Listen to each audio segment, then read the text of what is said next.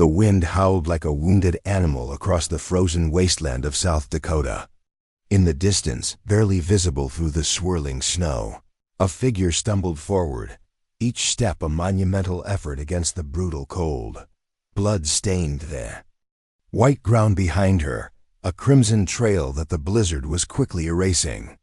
She had been walking for hours, maybe days' time that lost all meaning in this white hell. Before we jump back in, tell us where you're tuning in from, and if this story touches you, make sure you're subscribed because tomorrow I've saved something extra special for you. Her name was Rebecca Martinez, and she was dying, but death would have to wait. Because in the heart of this merciless storm, an encounter was about to unfold that would challenge everything she thought she knew about survival, about trust, and about finding home in the most unexpected places. 3 days earlier, Rebecca had been sitting in the passenger seat of a stolen pickup truck, watching the endless plains of South Dakota roll past the frosted window. The heating barely worked, and her breath came out in small puffs as she pulled her thin jacket tighter around her shoulders. She wasn't supposed to be here. Hell, she wasn't supposed to be anywhere near this godforsaken stretch of nowhere. How much further? She asked, her voice barely audible over the engine's labored whining. Marcus Thompson glanced at her from the driver's seat, his weathered hands gripping the steering wheel. At 43, he looked older than his years, the kind of man who'd lived hard and expected everyone else to do the same. Another hour, maybe 2, depends on the roads. Rebecca nodded, trying to ignore the knot of anxiety in her stomach. She'd met Marcus 6 months ago in a dive bar in Rapid City, where she'd been drowning her sorrows after losing her job at the local newspaper. He'd seemed different than charming, confident, full of promises about easy money and new beginnings. She'd been vulnerable, desperate, and he'd seen that vulnerability like a shark sensing blood in the water. The plan had seemed simple enough. Marcus had connections with some people who needed items transported across state lines, no questions asked.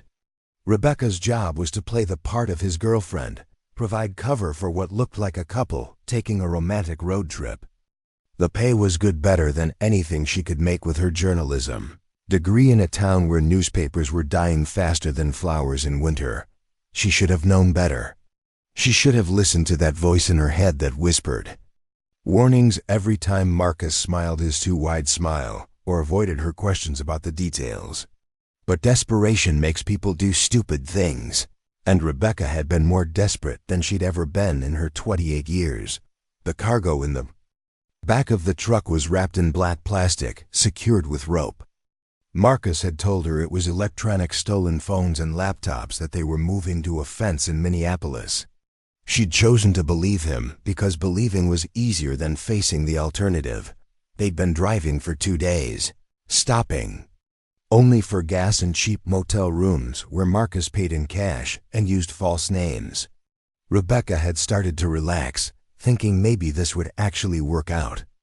Maybe she'd actually make it through this mess and come out the other side with enough money to start over somewhere new. She'd been an idiot. The first sign of trouble came when Marcus started checking his mirrors more frequently, his jaw tightening every time he saw the same set of headlights behind them.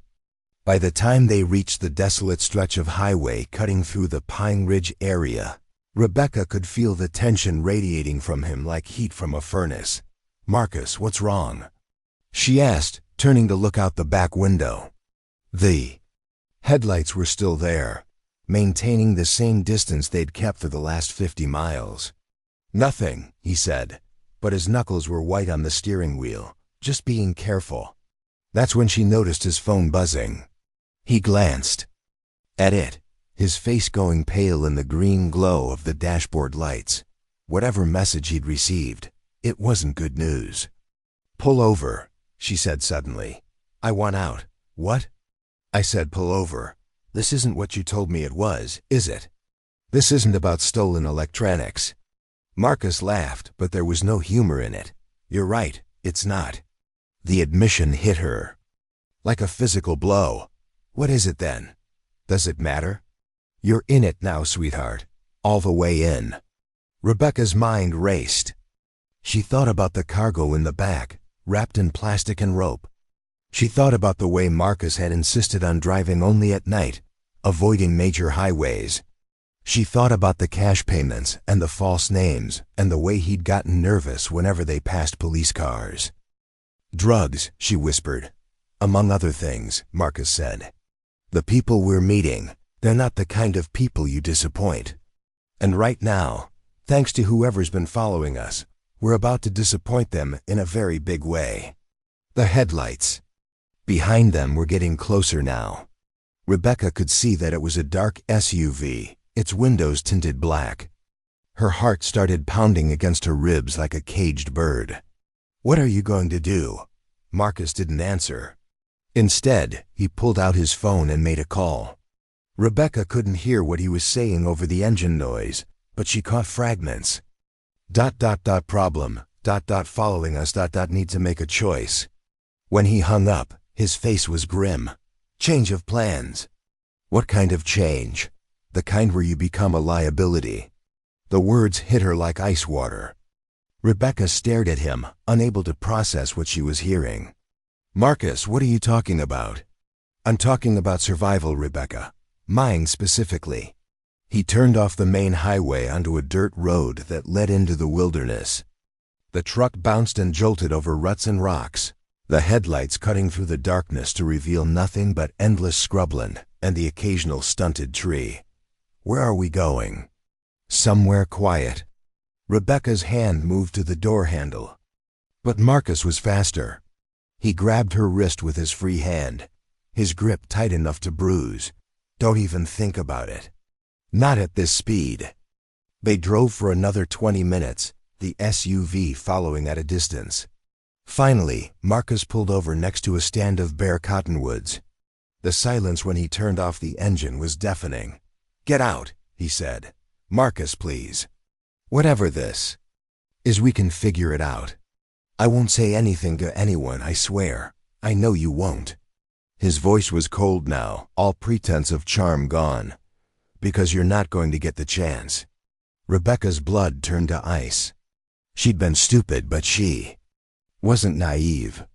She knew what he was saying. She also knew that her only chance was to run. The moment Marcus stepped out of the truck, Rebecca bolted. She threw herself out the passenger door and ran into the darkness, her feet slipping on the frozen ground. Behind her, she heard Marcus cursing, heard the SUV doors slamming as more people joined the chase. She ran blindly, branches whipping at her face, rocks turning her ankles. The night was bitter cold, and she wasn't dressed for extended exposure. But the alternative was worse than freezing. A gunshot cracked through the air, and Rebecca threw herself behind a fallen log. She could hear voices calling to each other, coordinating their search. They had flashlights, and they knew the area better than she did. She waited until the voices moved away, then continued running. Hours passed. The temperature dropped, and the wind picked up. Rebecca's thin jacket was no protection against the elements, and she could feel the cold seeping into her bones. That's when the snow started falling. At first, it was just a few flakes dancing in the wind. But within an hour, it had become a full blizzard, the kind of storm that could bury a person alive. Rebecca stumbled through the white chaos, her teeth chattering so hard she bit her tongue. She could taste blood in her mouth. She'd lost all sense of direction.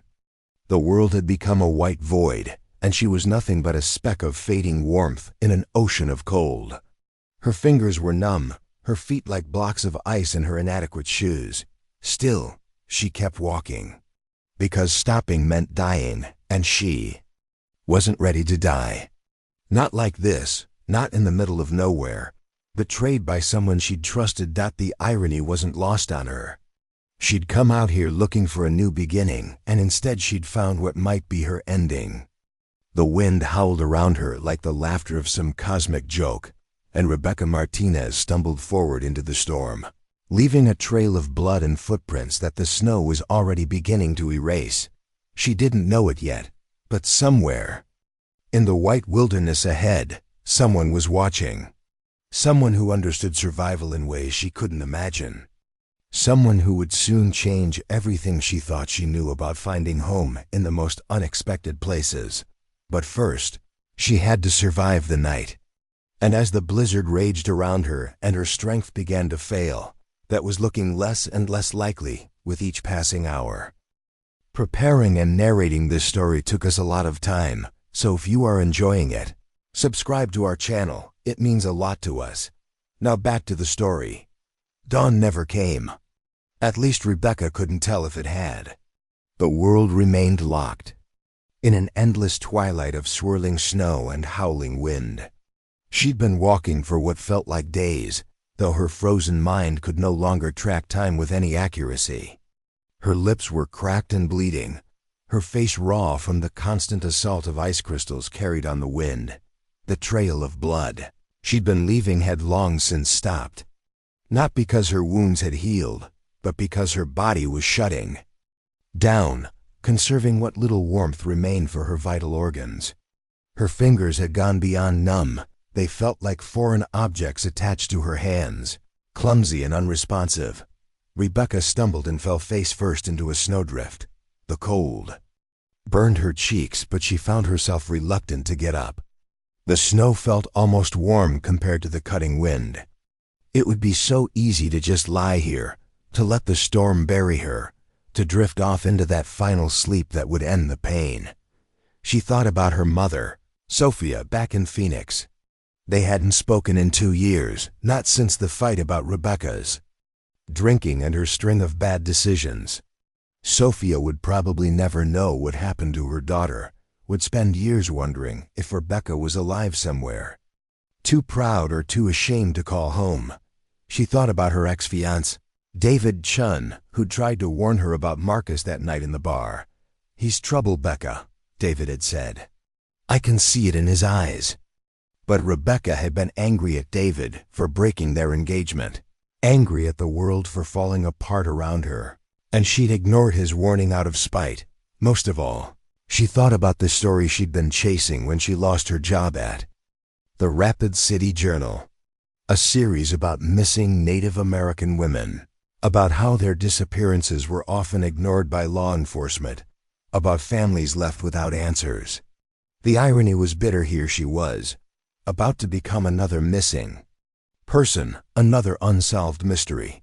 But as these thoughts drifted through her fading consciousness, something else stirred.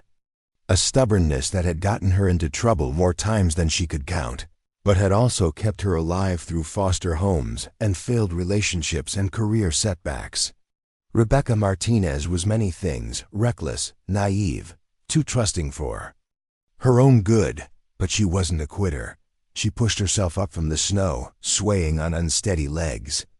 The wind immediately hit her with renewed fury, but she started walking again, one foot in front of the other. That's all she had to do. Just keep moving. The landscape around her was alien in its desolation. Rolling hills covered in white bare, trees that looked like skeletal hands reaching toward the gray sky. No roads, no buildings, no signs of human habitation anywhere.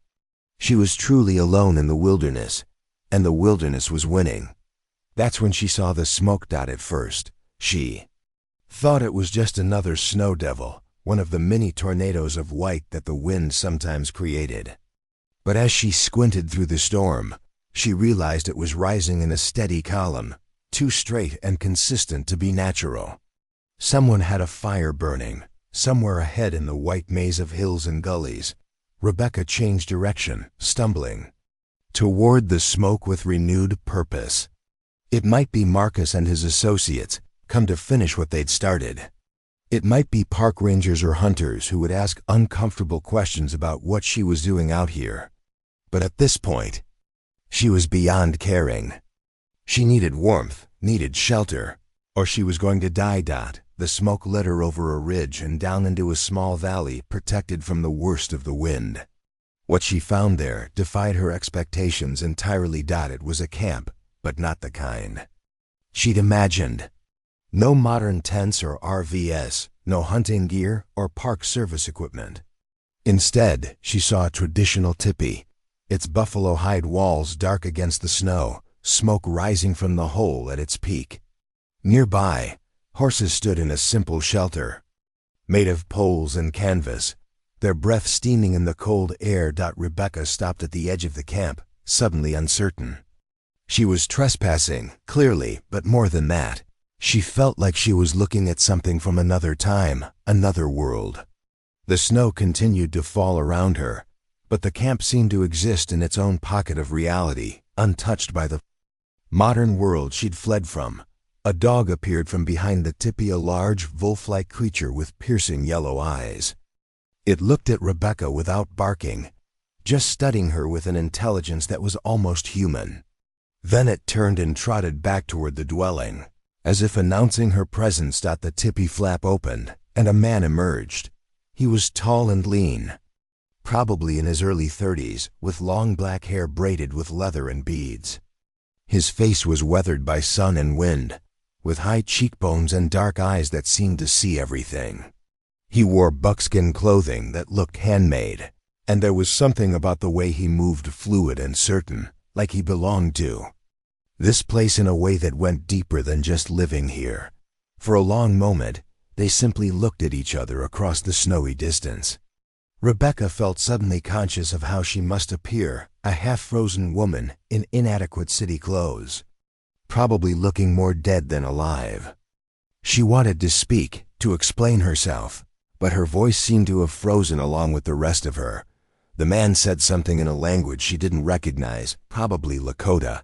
She realized when she didn't respond, he switched to English. "You're lost." It wasn't a question. Rebecca nodded, not trusting her voice yet. "You're hurt." Another nod.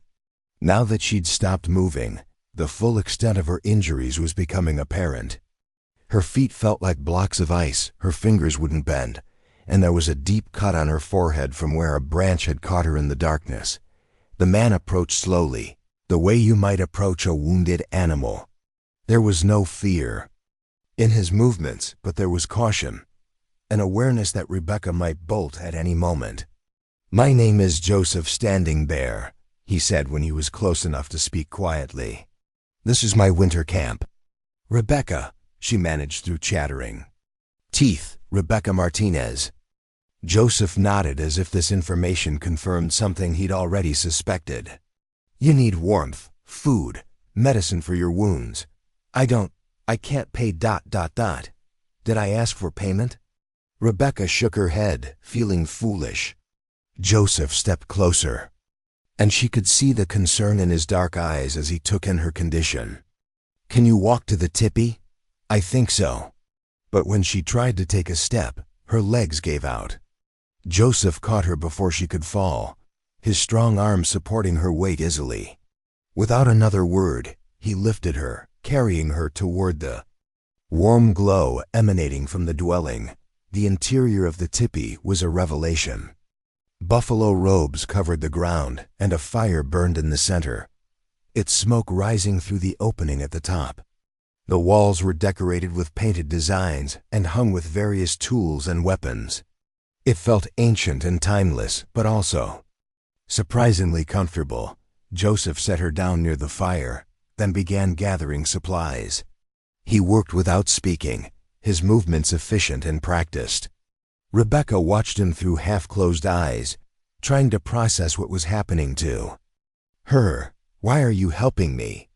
she asked finally. Joseph looked up from where he was preparing what looked like medicinal herbs. "Why wouldn't I? You don't know me. I could be dangerous. I could be running from something." "Are you?" The question hung in the air between them. Rebecca thought about Marcus, about the drugs in the truck, about the men who'd chased her into the storm. "Yes," she whispered. Joseph nodded, as if this was exactly what he'd expected to hear. "Then you're in the right place." He handed her a cup filled with hot liquid that tasted like herbs and honey. The warmth spread through her body like a physical thing, bringing feeling back to her frozen limbs. It was painful, but it was also the most welcome pain she'd ever experienced. "What is this place?" she asked. "Home," Joseph said simply. 4. Now, but why are you out here? In the middle of winter, in the middle of nowhere? Joseph was quiet for a long moment, tending to the fire. When he spoke again, his voice was thoughtful, measured. My grandfather taught me that sometimes a man needs to step away from the world, to remember who he is when all the noise stops. This is my vision quest, in a way. A time for listening to what the land has to teach. And what has it taught you? That nothing happens by accident. That the storm that nearly killed you also brought you here. That maybe you needed to be found as much as I needed to find something. Rebecca stared at him, trying to understand. Find what? Purpose, maybe. Or just proof that the old ways still matter, that helping someone in need is still the most important thing a person can do. As he spoke, Joseph began cleaning the cut on her forehead with surprising gentleness. His touch was careful, professional, and Rebecca found herself relaxing for the first time in days. Are you a doctor? I'm a teacher, elementary school on the reservation. But my grandmother was a traditional healer, and she taught me some things. Before she passed, which reservation? Pine Ridge, about 30 miles south of here. Rebecca's eyes widened. She'd been researching Pine Ridge for her story about missing women. It was one of the poorest areas in the country, with limited resources, and ongoing struggles with law enforcement. And here was this man, living alone in the wilderness by choice, helping a stranger who could easily bring trouble to his door. Joseph, she said carefully, I need to tell you something. The people I'm running from, they're not good people. If they find me here, they might hurt you too. Joseph finished bandaging her forehead and sat back on his heels. Let me tell you something about this land, Rebecca Martinez. It's protected my people for thousands of years. It knows how to hide what needs to be hidden, how to keep safe what needs to be kept safe. You're under its protection now. That sounds like mysticism, not a practical plan. Sometimes they're the same thing. Outside, the wind continued to howl, but inside the tipi, Rebecca felt safer than she had in months. The fire crackled, throwing dancing shadows on the painted walls. Joseph's dog had settled beside her, its warm presence another comfort in this strange sanctuary. How long have you been out here? She asked. 3 months. I plan to stay through the winter, until the spring ceremonies. Don't you get lonely? Joseph smiled, the first genuine smile she'd seen from him. I was beginning to think I might. Then you showed up, half dead and stubborn as a mule. Despite everything, Rebecca found herself laughing. I'm not stubborn. You walked through a blizzard that would have killed most people. You're still alive when you should be dead 3 times over. If that's not stubbornness, I don't know what is. As the warmth and medicine worked their way through her system, Rebecca felt exhaustion pulling at her consciousness. The adrenaline that had kept her moving was finally wearing off, and her body was demanding the rest it needed to heal. Sleep, Joseph said, as if reading her thoughts. You're safe here. I'll keep watch. You don't have to ... Yes, I do. It's not a burden, Rebecca. It's an honor. She wanted to ask what he meant by that, but sleep was already claiming her. The last thing she saw before her eyes closed was Joseph adding wood to the fire, his silhouette strong and reassuring against the flickering light. For the first time in days, Rebecca Martinez slept without fear, protected by a stranger whose kindness defied everything she thought she knew about the world. Outside, the storm raged on, but inside the ancient shelter, she had found something she hadn't even known she was looking for. She had found sanctuary. Rebecca woke to the sound of singing. The voice was deep and melodic, carrying words in a language that seemed to flow like water over stones. She lay still for a moment, disoriented, trying to remember where she was. The events of the previous days came flooding back: Marcus's betrayal, the chase through the wilderness, the blizzard that had nearly claimed her life. She was wrapped in soft buffalo robes, warmer than she'd been in days.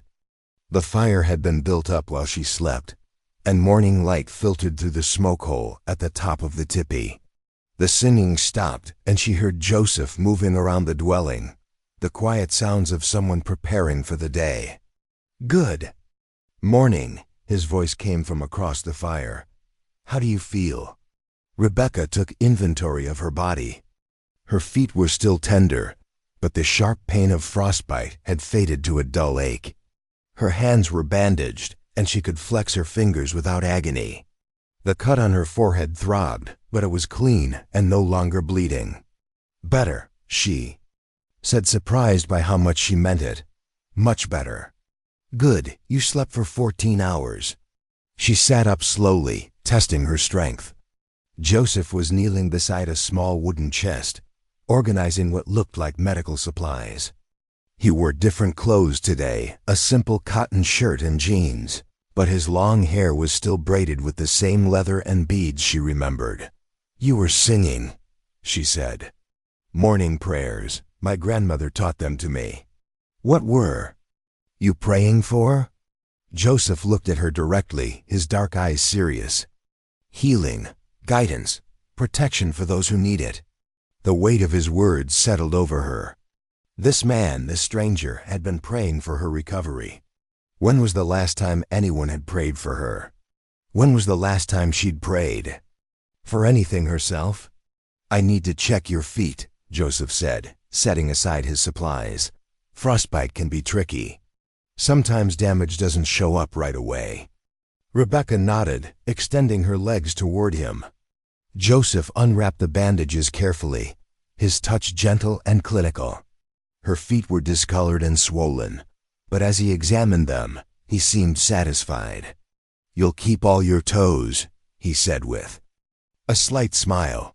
"Your body fought hard to stay alive. Thanks to you. Thanks to you, I just provided warmth and shelter. You did the surviving." As he rewrapped her feet with fresh bandages, Rebecca studied his face. There was something calming about his presence, a steadiness that seemed to come from deep within. She'd known men who projected confidence, but this was different. This felt like wisdom. "Joseph," she said carefully, "yesterday you said I was running from something. You were right, but I think you should know the whole story before you decide to keep helping me." He finished with the bandages and sat back. "Tell me." So Rebecca told him everything. About losing her job, about meeting Marcus, about the smuggling operation she'd thought was small-time theft. She told him about discovering the drugs, about Marcus's betrayal, about the chase through the darkness and the gunshots in the night. Joseph listened without interruption, his face betraying no judgment, no shock, no condemnation. When she finished, he was quiet for a long moment. "These men," he said finally, "they'll keep looking for you?" "Probably, at least until they're sure I'm dead." "And if they find you," Rebecca met his eyes, "they'll kill me. And probably you too, for helping me." Joseph nodded as if she'd confirmed something he'd already considered. "Then we need to make sure they don't find you." "We? You think I'm going to turn you out into the storm? Send you back to die? You don't owe me anything, Joseph. I brought this trouble to your door." "No," he said firmly. "You brought yourself to my door. The trouble was already there, hunting you. There's a difference." He stood and moved to the tipi's entrance, peering out at the weather. "Storm's breaking up.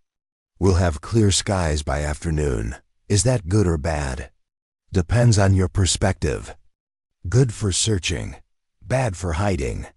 Rebecca felt her stomach clench. "So what do we do?" Joseph turned back to her, and she saw something in his expression that hadn't been there before. A hardness, a resolve that spoke of decisions made and lines drawn. "We prepare," he said simply. Over the next few hours, Joseph showed Rebecca a side of himself she hadn't expected. The gentle healer and spiritual teacher was also a man who understood violence, who had planned for the possibility of trouble finding his sanctuary. He had weapons, not just traditional bows and knives, but modern firearms carefully maintained and strategically placed. He knew the land around his camp like a map in his head, every ridge and gully, every game trail and water source. Most importantly, he had contingency plans. "My grandfather fought in Korea," Joseph explained as he checked the action on a rifle. "My father served 2 tours in Vietnam. They taught me that peace is precious because it's fragile. Sometimes you have to fight to protect it. I don't want you to have to fight because of me. I'm not fighting because of you, Rebecca. I'm fighting because of what's right." He handed her a pistol, smaller than the rifle but still serious looking. "Do you know how to use this?" "I took a class once, for a story I was writing about gun violence." "Good. The basics are the same. Point, squeezed, don't jerk the trigger." Rebecca hefted the weapon, surprised by its weight. "You really think it'll come to this?" "I think it's better to be prepared and not need it than the other way around." As the afternoon wore on, Joseph began breaking down the camp. Not all of it. He left the tipi standing and the fire burning, making it look like they were still there. But he moved essential supplies to what he called his winter cache, a hidden shelter built into the side of a hill about 2 miles away. "We'll stay there tonight," he explained. "If your friends come looking, they'll find the main camp empty but not abandoned. Maybe they'll think you moved on, or maybe they'll wait to see if you come back. Either way, it buys us time."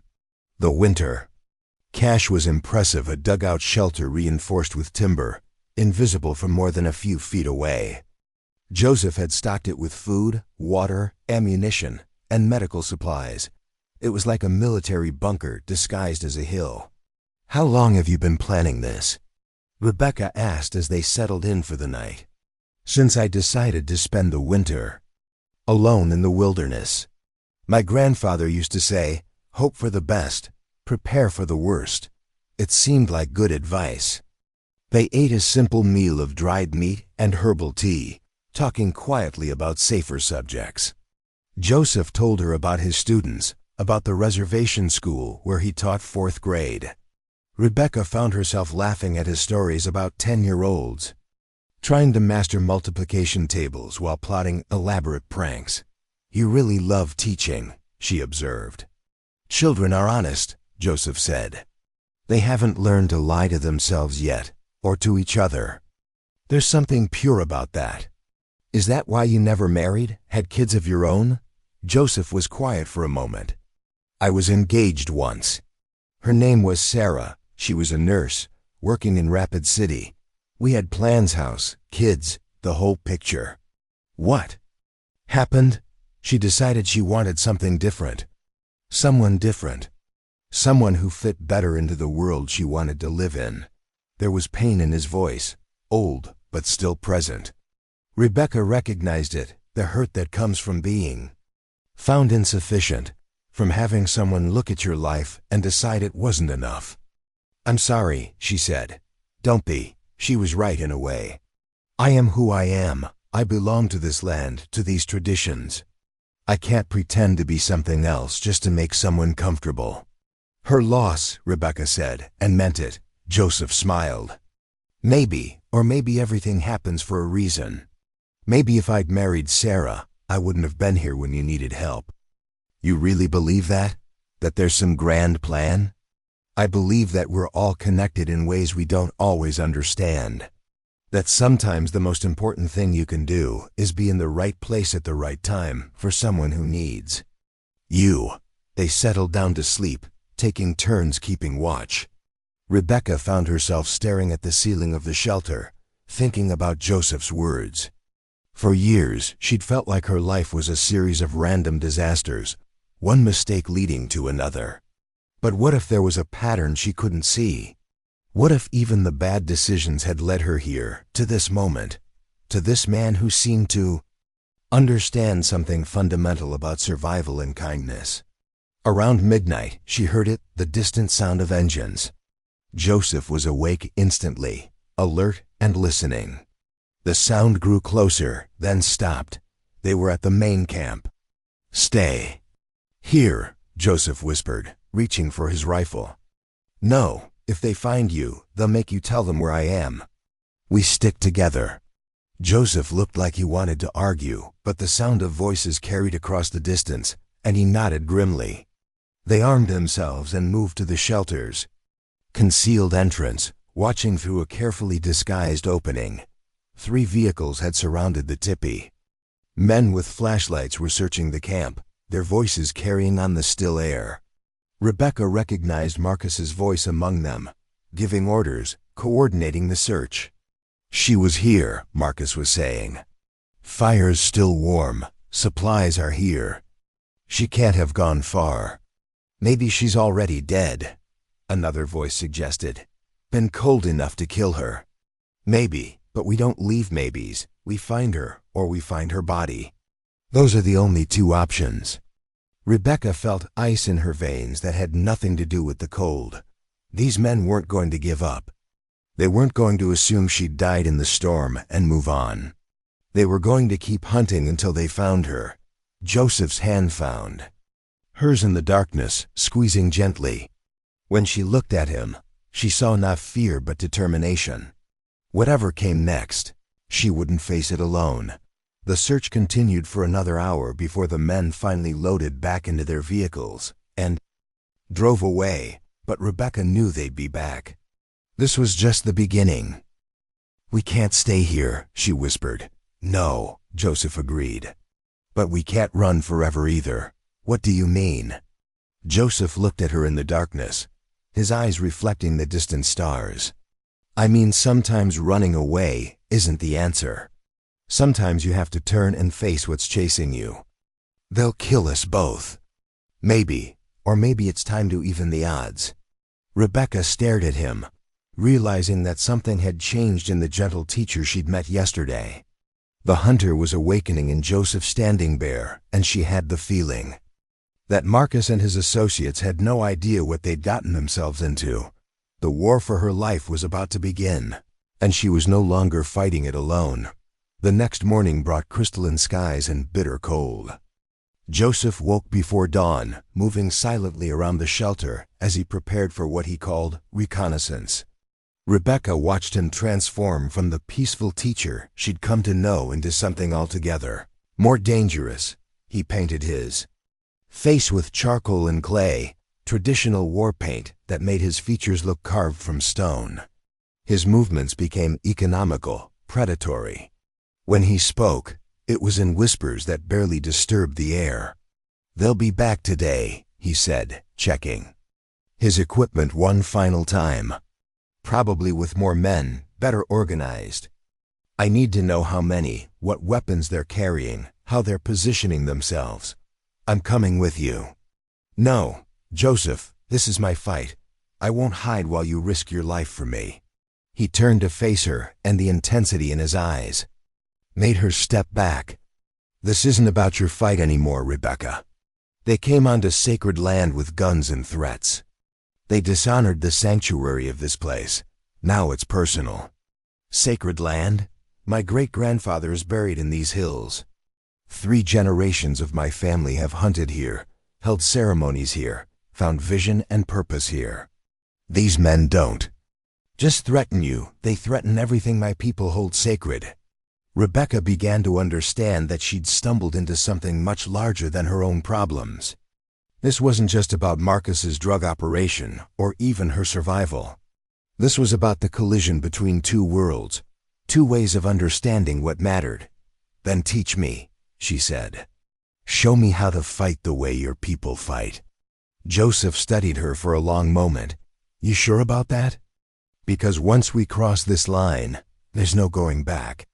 We stop being victims and start being warriors.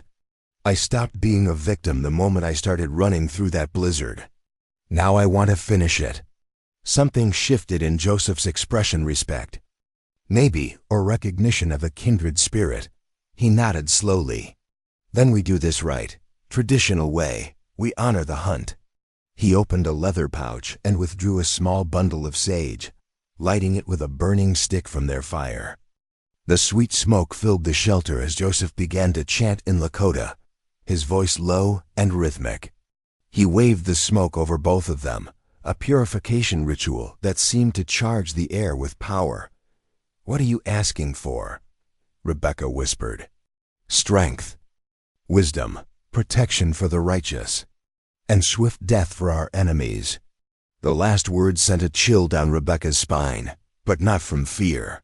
From anticipation. They spent the morning in preparation. Joseph showed Rebecca how to move silently through snow, how to use the landscape for concealment, how to read the subtle signs that betrayed human presence. She was a quick study, her journalist's eye for detail serving her well in this deadly game of observation. "Your people fought wars too," Joseph reminded her as they practiced hand signals. "Spanish blood carries the memory of conquest, of resistance. Let that memory guide you." By noon, they were in position on a ridge overlooking the main camp. Joseph had chosen their spot perfectly invisible from below, but offering a commanding view of the entire valley. They settled in to wait, their breath steaming in the frigid air. They didn't wait long. The convoy arrived at 1 o'clock. 5 vehicles this time, including 2 pickup trucks and what looked like a modified SUV with extra antenna arrays. Rebecca counted at least 12 men, all armed, all moving with the coordination of a professional operation. "Military contractors," Joseph observed through his binoculars, "or former military. Look how they set up their perimeter, establish fields of fire. This isn't some street gang." "Marcus said these people don't like to be disappointed," Rebecca murmured. "I'm starting to understand what he meant." The men below began a systematic search of the area, working in teams of 3, covering ground with methodical precision. One team headed toward the winter cache, and Rebecca felt her heart skip a beat. "They'll find it," she whispered. "No, they won't. I know how to hide things from people who know how to look." Joseph was right. The search team passed within 20 feet of the concealed entrance without detecting it. But their thorough approach told Rebecca everything she needed to know about what they were facing. "These aren't just drug dealers," she said. "This is something bigger." "What do you mean?" "The resources, the manpower, the military precision. Marcus told me we were transporting electronics, but what if that was a lie too? What if we were carrying something much more valuable?" Joseph lowered his binoculars and looked at her. "Like what?" "I don't know. But drug dealers don't hire military contractors to chase down one witness. They just write off the loss and move on. This level of response means whatever we were carrying was worth millions." As if to confirm her suspicions, one of the men below pulled out a satellite phone and began speaking rapidly into it. Even from their elevated position, Rebecca could see the tension in his posture, the urgency of his movements. "They're calling for more backup," Joseph observed. "This is about to get much worse. Or much better, depending on how you look at it." Joseph turned to her with a questioning expression. "If they're calling in more resources, it means they haven't found what they're looking for yet," Rebecca explained. "It means we still have the advantage." "What advantage?" "We know this place. They don't. We're fighting for our lives. They're fighting for a paycheck." Joseph smiled, the expression transforming his painted features into something genuinely frightening. "You're starting to think like a warrior." "Good, because I've got an idea." Rebecca's plan was simple but audacious. Instead of continuing to hide, they would go on the offensive. They would use the searchers' own thoroughness against them, turning their systematic approach into a vulnerability. "They expect us to run," she explained as they prepared to move. "They expect us to keep hiding, keep reacting to their moves. So we do the opposite. We make them react to us." Joseph listened as she outlined her strategy, his expression growing more approving with each detail. When she finished, he was nodding. "It's dangerous," he said. "High risk. Everything's high risk at this point. At least this way, we choose when and where the fight happens." They spent the afternoon in preparation, moving equipment and supplies to strategic locations around the valley. Joseph knew hidden paths and concealed positions that would have been invisible to anyone who hadn't grown up on this land. By evening, They had turned the entire area into a maze of potential ambush points and escape routes. As night fell, they made their first move. The men below had established a base camp near Joseph's tipi, complete with generators, communication equipment, and what looked like a mobile command center. They clearly intended to stay until they found Rebecca, no matter how long it took. Rebecca and Joseph approached from the north, moving like shadows through the scrub brush. They could hear the men talking around their fire, their voices carrying. In the still air. Double quotes. Definitely here somewhere. Tracks lead into the valley, but no tracks lead out. Boss wants this wrapped up by tomorrow. Says the client is getting impatient. Double quotes. What single quotes s so special about one girl anyway? Just business, right? Rebecca felt a chill that had nothing to do with the cold. Client, this wasn't just about the drugs or even about silencing a witness. Someone had specifically requested her capture, and that someone had enough money to hire a small army. She was about to signal Joseph when she heard a voice that made her blood freeze. Because the girl knows more than she realizes, Marcus was saying. And because our client has personal reasons for wanting her brought in alive. Personal reasons. Rebecca's mind raced through possibilities, none of them good. Who had she angered? Enough to warrant this kind of response? What story had she stumbled onto without realizing it? Joseph touched her shoulder, pointing toward their target. The communications array was 20 yards away, guarded by a single sentry who was more interested in staying warm than staying alert. Moving with practiced silence. Joseph circled behind the guard while Rebecca created a distraction, a small noise in the brush that drew the man's attention in the wrong direction. Joseph struck once, precisely, and the guard dropped without a sound. They had minutes, maybe less, before the unconscious man was discovered. Rebecca went to work on the communications equipment while Joseph kept watch. Her background in journalism had taught her enough about electronics to be dangerous, and she quickly found what she was looking for. The radio traffic was encrypted, but the satellite phone was still logged into its last call. Rebecca scrolled through the recent call history, memorizing numbers and noting patterns. One number appeared repeatedly, always with long-duration calls. "Rebecca," Joseph whispered urgently.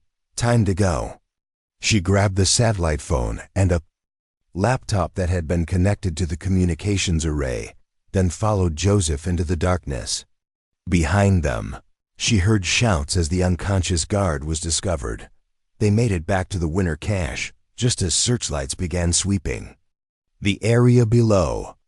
Safe in their hidden shelter, Rebecca powered up the laptop and began exploring its contents. What she found made her stomach turn. The laptop contained detailed files on dozens of people, politicians, journalists, activists, business leaders. Each file included personal information, family details, known associates, and something labeled termination parameters. "Joseph," she whispered, her voice tight with horror. "This isn't about drugs. This is about assassination." He looked over her shoulder at the screen. "Political? Some of them. But look at this." She pointed to a section labeled Media Targets. Her own name was there, along with photos and a detailed dossier. According to the file, Rebecca Martinez was targeted for elimination due to her investigation into something called Project Clearwater.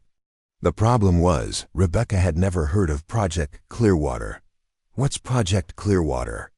Joseph asked. "I have no idea. But apparently, I was getting close to exposing it." Rebecca scrolled through more files, her horror growing. Project Clearwater appeared to be a systematic effort to eliminate journalists, activists, and political figures who posed a threat to certain corporate and political interests. The scope was massive, dozens of targeted individuals across multiple states. "We have to get this information out," she said. "This is bigger than just my life. People are being murdered.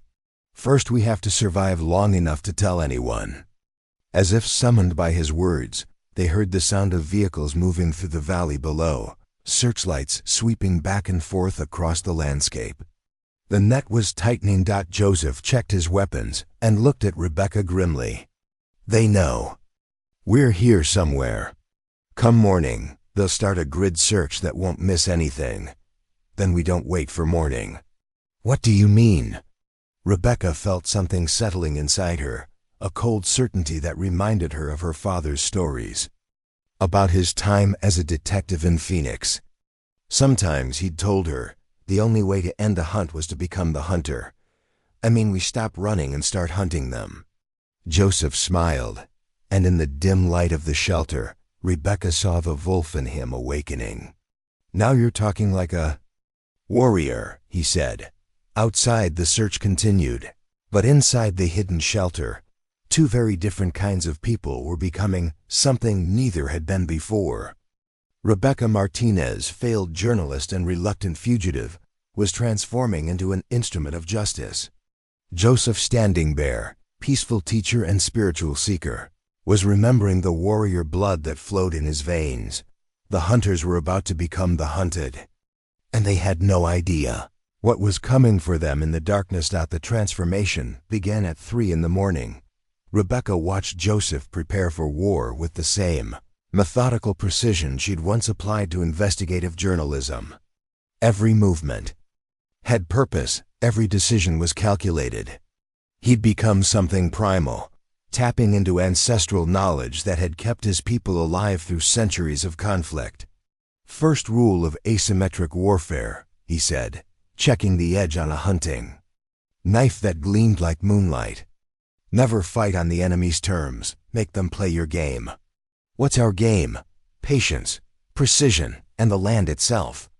Joseph had spent the hours since midnight studying the laptop files, cross-referencing names with faces he'd observed through the binoculars.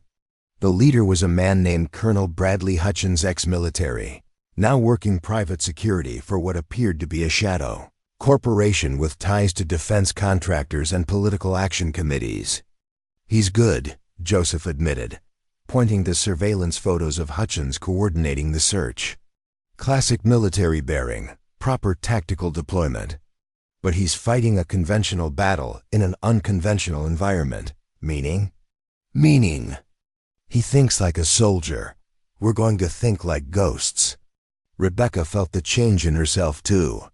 The terrified woman who'd stumbled into Joseph's camp was gone, replaced by someone harder, more focused. The journalist in her was cataloging every detail, every piece of evidence that would eventually bring down Project Clearwater. But the survivor in her was learning to think in terms of angles and opportunity, weakness and exploitation. The satellite phone I took, she said, scrolling through its call log. They've been checking in with someone every 2 hours. Next call is scheduled for 4:30. They'll expect a status report. What if they don't get one? Joseph paused in his preparations, considering. Depends on their protocols. Could bring reinforcements, could pull them back to regroup, or it could make them desperate. Desperate. People make mistakes. They're already desperate. You saw something that threatens their entire operation. They can't let you walk away. Rebecca nodded, understanding. There would be no negotiation, no mercy, no walking away. This ended with either their deaths or the deaths of everyone hunting them. Joseph painted new designs on his face. Not the charcoal and clay of reconnaissance, but traditional war paint mixed with his own blood. The ritual had power beyond superstition. It focused the mind, hardened the spirit, prepared the soul for what had to be done. My grandfather told me that every warrior has a moment when they must choose between the person they were and the person they need to become, he said, offering Rebecca the paint. This is that moment. She took the mixture and looked at her reflection on the laptop screen. The woman staring back at her had hollow cheeks and fierce eyes, someone marked by hardship and tempered by betrayal. When she painted the traditional designs Joseph showed her, she felt something shift inside, a door closing on one life, another opening onto something unknown but necessary.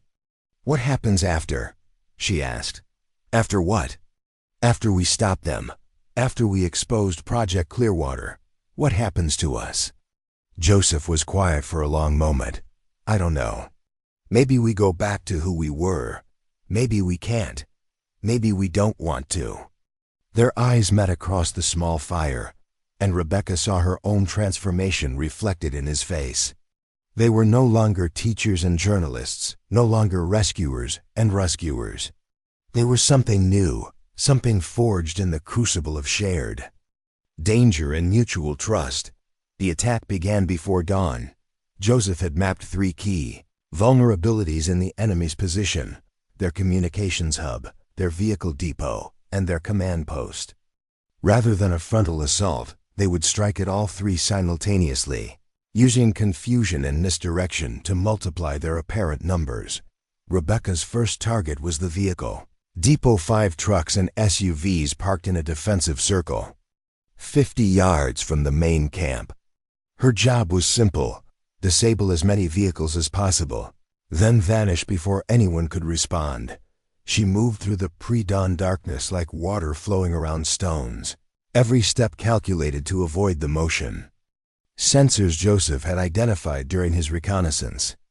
The guards were focused outward, watching for threats approaching the camp, not for attacks originating from within their perimeter. The first vehicle was easy: a few cuts to the brake lines, sand in the oil reservoir, and a small explosive device Joseph had improvised from ammunition and timer parts. The second and third vehicles received similar treatment. By the fourth, Rebecca felt like she'd been doing this her entire life. The last vehicle was different: a heavily modified SUV that screamed command and control. Rebecca approached it more carefully, noting the additional antennas and the hardened communications equipment visible through the windows. Inside, she found something that made her blood run cold: detailed blueprints of federal buildings in Washington, D.C., along with personnel files for dozens of government officials. Project Clearwater wasn't just about silencing journalists and activists. It was planning something much bigger. She photographed everything with the satellite phone's camera, then planted Joseph's largest explosive device under the SUV's fuel tank. Whatever Project Clearwater was planning, losing their mobile command center would set them back significantly. Rebecca was 100 yards away when the first explosion lit up the night. The vehicle depot erupted in a chain reaction of fire and twisted metal. Shouts erupted from the main camp as guards rushed toward the flames, abandoning their positions to fight the spreading fire. That's when Joseph struck the communications hub. He moved like a predator through the chaos, taking down 2 guards with silent efficiency before reaching the main antenna array. His explosives were smaller but precisely placed not to destroy the equipment, but to disable it while leaving it apparently intact. The enemy would think their communications were working until they tried to use them. By then, it would be too late. The third phase of the attack was the most dangerous. With their vehicles burning and their communications compromised, Colonel Hutchins would try to reassert control through his command post, a fortified position near the original tipi where he could coordinate his remaining forces. Rebecca was supposed to create a distraction while Joseph infiltrated the command post. Instead, she found herself face to face with Marcus Thompson. He emerged from the smoke and confusion like a specter from her nightmares, his face twisted with rage and desperation. In his hands was the same pistol he'd threatened her with 3 days ago. "You stupid bitch," he snarled. "Do you have any idea what you've cost me?" Rebecca felt the weight of the weapon Joseph had given her, holstered beneath her jacket. Her hand moved toward it, but Marcus was faster. "I wouldn't," he said, raising his gun. "I've been looking forward to this. The money's not worth it, Marcus. Whatever they're paying you, it's not worth becoming a mass murderer." Marcus laughed, but there was no humor in it. "You think this is about money? This is about survival. You know what happens to people who disappoint these clients? They end up in shallow graves next to the people they were supposed to eliminate. So run. Take whatever money you have and disappear. Can't. Too late for that. The only way I survive this is if you don't. Rebecca saw the decision in his eyes, saw his finger tighten on the trigger. Time slowed, and she understood that this was the moment Joseph had been preparing her for, the instant when survival came down to who was willing to do what needed to be done. She drew her weapon and fired in one smooth motion, the way Joseph had taught her. Center mass, steady squeeze, follow through. Marcus looked surprised, then confused, then fell forward into the snow. Rebecca stood over him, smoke rising from her pistol, feeling strangely calm. "I'm sorry," she whispered, though she wasn't sure if she meant it.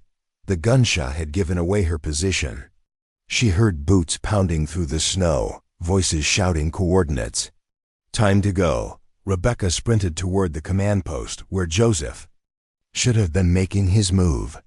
Instead, she found him pinned down by 3 guards, unable to advance without exposing himself to crossfire. The smart thing would have been to retreat, to find another angle of attack. But Rebecca was done being smart. She was done being careful. She charged the guard's position, firing as she ran, screaming a war cry that seemed to come from somewhere deeper than her throat. The guards turned toward this new threat, confused by the noise and fury of her assault. That moment of confusion was all Joseph needed. He emerged from cover like an avenging spirit, and within seconds, all 3 guards were down. "The command post," he said, breathing hard. "Hutchins is inside with the remaining files." They approached the fortified position together, moving with the coordination of partners who trusted each other completely. The command post was a military-grade shelter, designed to withstand direct assault. But Joseph had spent 3 days studying its construction, looking for weaknesses. "Ventilation system," he said, pointing to a concealed intake vent. "Big enough for 1 person. I'll go." "Rebecca, I'm smaller, and I know what to look for in those files. Get me inside, then cover the exits." Joseph nodded, helping her reach the ventilation shaft. As she crawled through the narrow passage, Rebecca thought about how far she'd come from the frightened woman who'd stumbled into the blizzard. That woman would never have believed she could do what she was about to do. The shaft opened into the command post's main room, where Colonel Hutchins sat hunched over a laptop, frantically typing what looked like an encrypted message. Stacks of files surrounded him. The complete archive of Project Clearwater. Rebecca dropped silently into the room, her weapon trained on Hutchins before he realized he wasn't alone. "Colonel," she said quietly, "step away from the computer." Hutchins was older than she'd expected, maybe 60, with silver hair and the bearing of a career soldier. When he turned to face her, there was no fear in his eyes, only calculation. "Miss Martinez," he said calmly, "you've caused quite a disruption. Project Clearwater is over. No, it's just beginning. You've seen perhaps 5% of the operation. Eliminating you delays nothing. Maybe, but exposing you to the world changes everything." Hutchins smiled, and Rebecca felt ice in her veins. "What makes you think the world will care? Half the names on our target list are people the general public considers traitors anyway. Radical journalists, environmental extremists, political dissidents. We're doing democracy a service. By murdering American citizens, by removing obstacles to progress. Sometimes the tree of liberty needs pruning." Rebecca realized she was looking at a true believer, someone who'd convinced himself that mass murder was patriotism. There would be no reasoning with him, no appeal to conscience or morality. "The files," she said. "All of them, now." Hutchins reached slowly toward a stack of documents, then suddenly lunged for a pistol lying beside his laptop. Rebecca shot him twice, center mass, the way Joseph had taught her. As Hutchins fell, his hand hit a button on his laptop keyboard. The screen flashed red, and Rebecca heard a high-pitched whining sound that could only mean one thing. "Joseph!"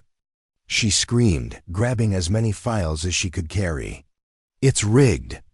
She dove for the ventilation shaft as the command post exploded behind her, the blast wave throwing her through the narrow passage like a rag doll. She hit the ground outside hard, her ears ringing, blood running from a dozen cuts.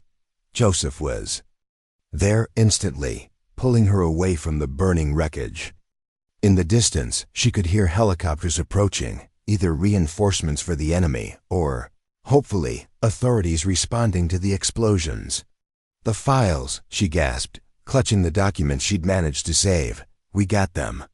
Joseph helped her to her feet, both of them looking back at the devastation they'd wrought. The entire valley was lit by flames, smoke rising into the dawn sky like incense from some ancient sacrifice. "Is it over?" Rebecca asked. "This part is," Joseph said. "But Project Clearwater is bigger than one operation. These files are just the beginning." Rebecca nodded, understanding. They'd won the battle, but the war was just starting. The difference was that now they had weapons, evidence, documentation, proof of a conspiracy that reached into the highest levels of government and industry. As the helicopters drew closer, Rebecca felt the weight of what they'd done, what they'd become. The woman who'd been left for dead in the blizzard was gone forever. In her place stood someone harder, more dangerous, but also more purposeful. Joseph Standing Bear had told her that sometimes a person had to choose between who they were and who they needed to become. Looking at the burning valley, holding evidence that could bring down a network of assassins and conspirators, Rebecca knew she'd made that choice. There was no going back. But for the first time in years, she was exactly where she needed to be. The helicopters that came weren't filled with more mercenaries. FBI Special Agent Maria Santos stepped out of the lead aircraft, her dark hair whipping in the rotor wash as she surveyed the burning valley. Behind her came a team of federal agents, crime scene investigators, and what looked like enough firepower to level a small town. Rebecca and Joseph had made it to a ridge a quarter-mile from the destruction, where they watched the federal response unfold below them. The satellite phone Rebecca had stolen was already proving its worth. The call logs and encrypted files had provided the FBI with enough evidence to launch a massive operation against Project Clearwater's network. "Think they'll believe us?" Rebecca asked, pressing a field bandage against a cut on Joseph's forehead. "The evidence speaks for itself," he replied, but his voice carried uncertainty. "Question is whether they'll want to believe us. They'd used the satellite phone to contact the FBI field office in Rapid City 6 hours ago, transmitting copies of the most damning files they'd recovered. The response had been swift and overwhelming. Project Clearwater apparently had tentacles reaching into places that made federal law enforcement very nervous. Agent Santos was making her way up the ridge, moving with the confident stride of someone accustomed to crime scenes and chaos. When she reached them, her first words what Rebecca expected. "Ms. Martinez, Mr. Standing Bear, are either of you in need of immediate medical attention?"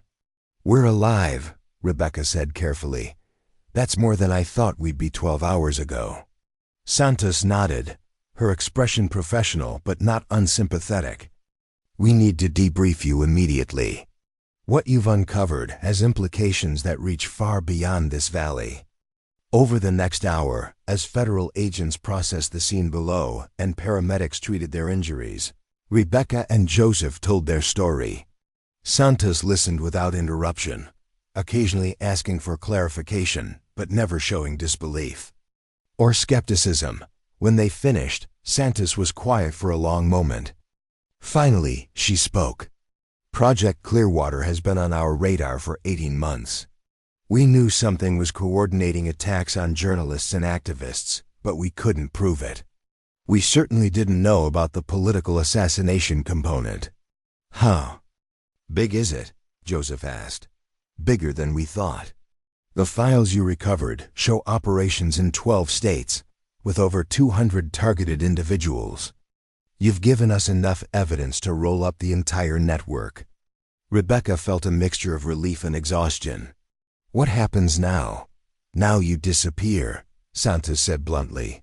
Both of you. New identities, relocation, the full witness protection package.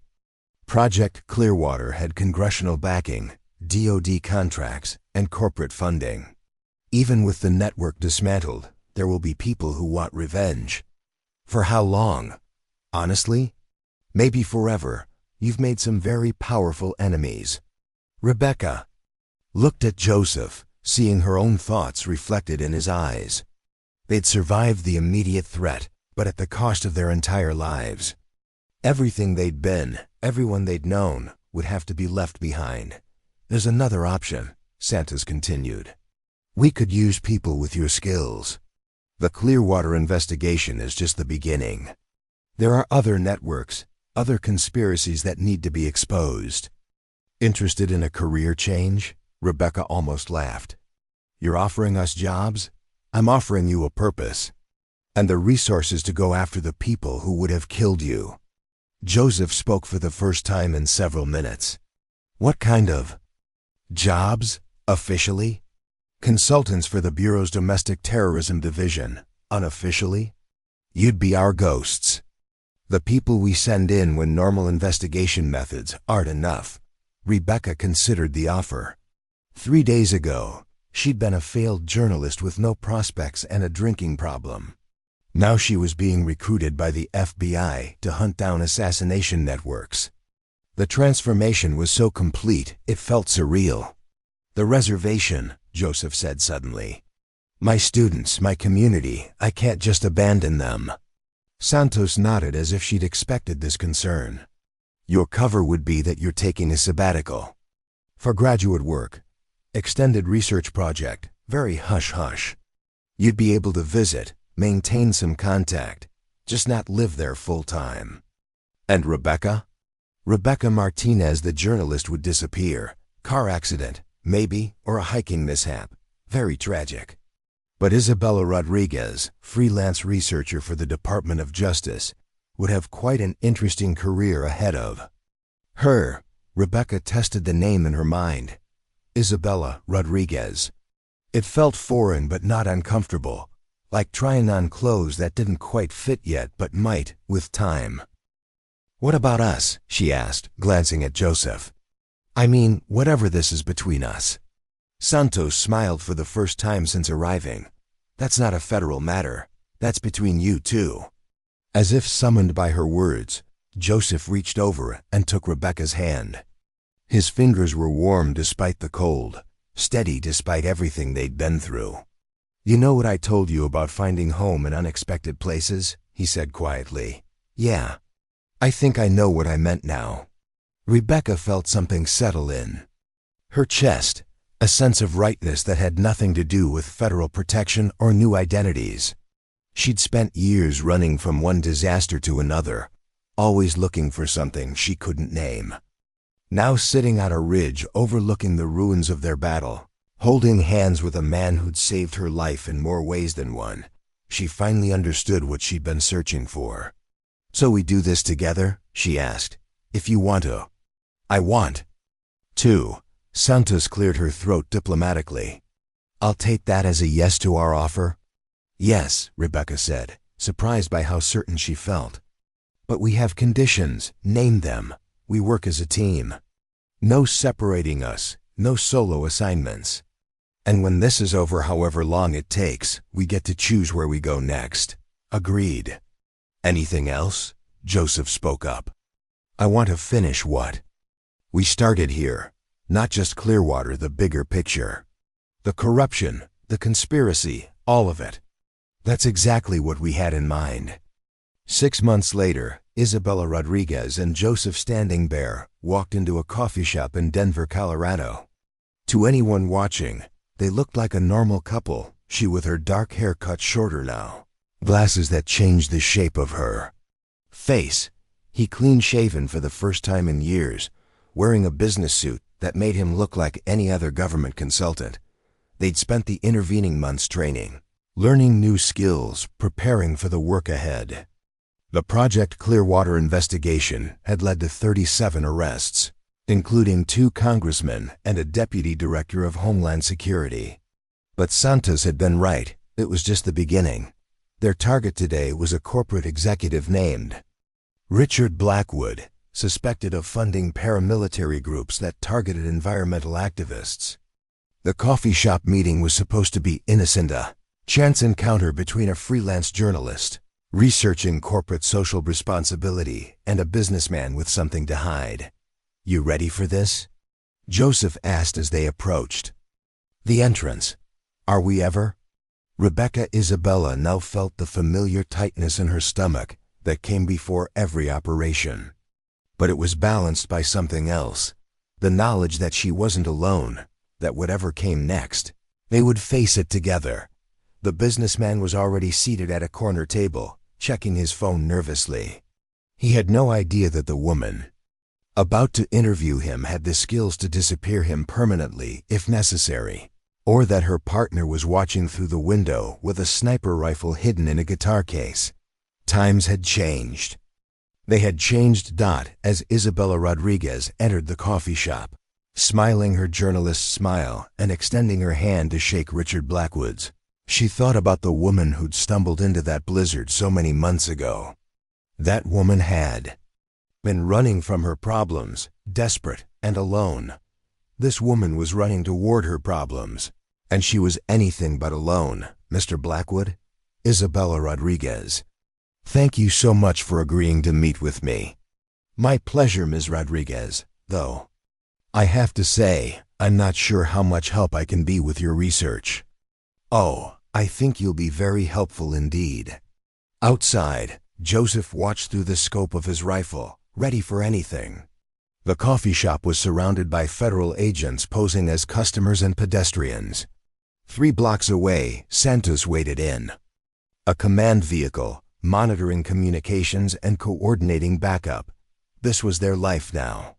Not the quiet existence either of them had imagined, but something more dangerous and more meaningful. They were hunters of those who hunted the innocent, protectors of those who couldn't protect themselves. They were ghosts in the machine, shadows in the system, and they were very, very good at their job. Inside the coffee shop, Isabella Rodriguez smiled at Richard Blackwood and opened her notebook. "Now then, let's talk about your organization's relationship with certain paramilitary groups. I think you'll find I know more about this subject than you might expect." Blackwood's face went pale, and Isabella felt the familiar satisfaction of a trap closing. This was justice, not the kind that happened in courtrooms with lawyers and judges, but the kind that happened in the shadows where the real predators lived. The woman who'd been left for dead in the blizzard was gone forever. In her place sat someone harder, more dangerous, but also more purposeful. Someone who'd found her way home not to a place, but to a person and a purpose that made all the running, all the fighting, all the transformation worthwhile. Joseph's voice came through her nearly invisible earpiece. "Target acquired. You're clear to proceed." Isabella Rodriguez smiled and began her interview.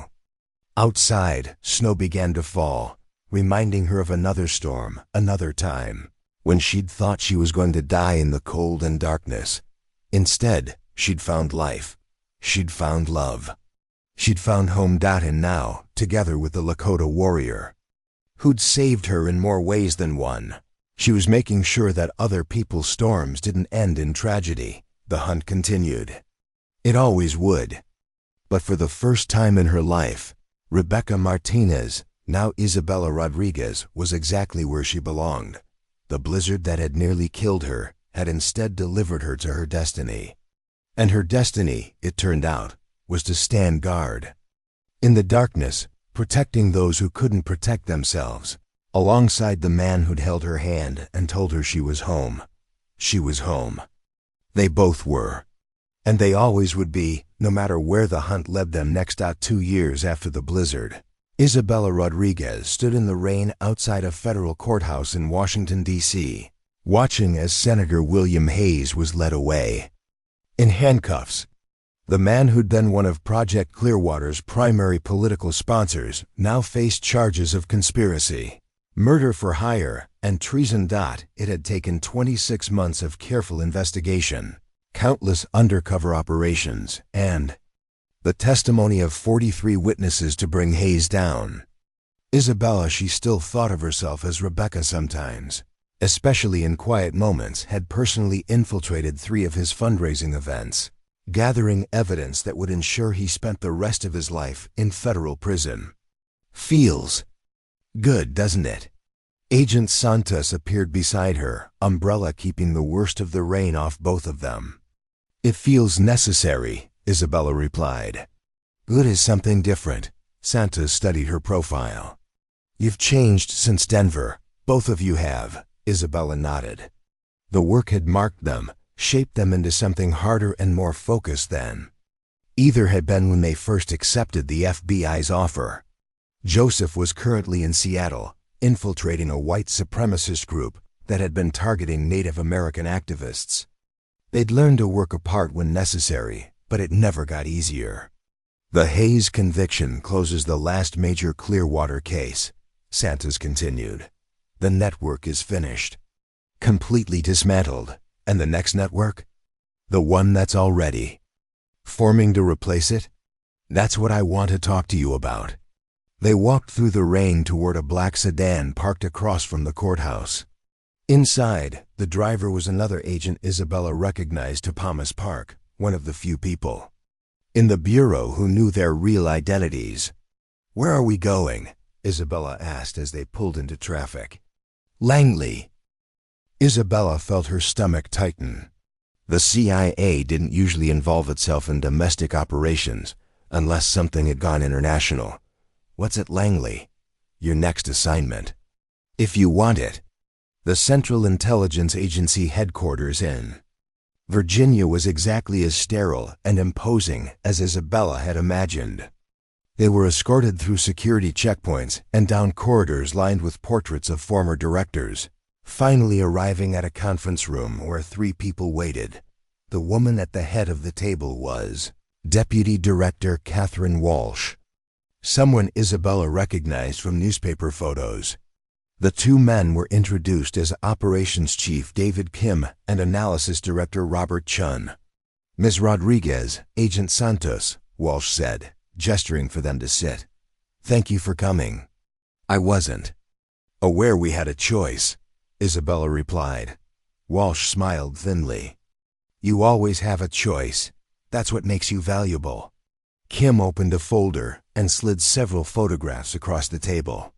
They showed men in expensive suits shaking hands at what looked like a high-end restaurant, others in military fatigues, standing beside unmarked aircraft, and satellite images of compounds in various countries. Project Clearwater was a domestic operation, Kim explained. But our investigation has revealed that it was part of something much larger. An international network of private military companies, corporate interests, and government officials, working to eliminate inconvenient people worldwide. Isabella studied the photos. How international? 12 countries so far. Journalists murdered in Mexico, activists disappeared in the Philippines, politicians assassinated in Eastern Europe. All connected to the same funding sources, the same organizational structure. And you want us to do what, exactly?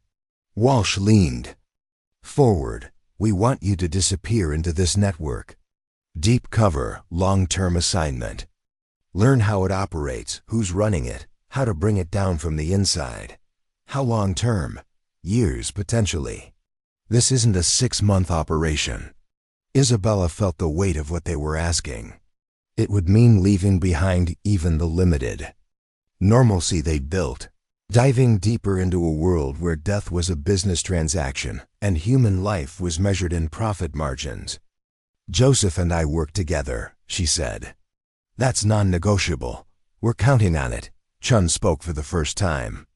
The network recruits couples, family units. It's more believable, provides better cover for international travel. What would be our role? Arms dealers, Kim said. Freelancers specializing in hard-to-find weapons and equipment. The kind of people who ask no questions and leave no traces. Isabella laughed, but there was no humor in it. You want us to become the people we've been hunting. We want you to pretend to be those people long enough to destroy them all. Santos had been quiet throughout the briefing, but now she spoke up. This is voluntary, Isabella. You've done enough. You could walk away right now, disappear into witness protection, live normal lives. Could we? Isabella asked. Really? After everything we've seen, everything we know. She thought about the files they'd recovered from Project Clearwater, the photos of victims, the cold bureaucratic language used to describe murder as target elimination. She thought about the journalists who died for asking the wrong questions, the activists who'd vanished for challenging the wrong corporations. Where's Joseph now? She asked. We can have him here in 6 hours, Kim replied. But we need an answer first. Are you interested? Isabella closed her eyes, remembering the woman who'd stumbled into that blizzard 30 months ago. That woman had been running from her problems, desperate to escape the consequences of her mistakes. The woman sitting in this conference room at CIA headquarters was someone entirely different, someone who ran toward danger, who chose the hard path because it was the right path. Yes, she said, but I want to hear the details, all of them. The next 6 hours were a blur of briefings, psychological evaluations, and technical training. The operation was called Shadowfall, and it would involve Isabella and Joseph infiltrating a network known as the Crimson Syndicate, the umbrella organization that had spawned Project Clearwater and dozens of similar operations worldwide. Their new identities would be Isabella and James Navarro, a married couple with military backgrounds who'd gone freelance after becoming disillusioned with government bureaucracy. They would have a history of arms dealing in conflict zones, complete with fabricated records going back 15 years. When Joseph arrived from Seattle, Isabella saw immediately that the months apart had changed him too.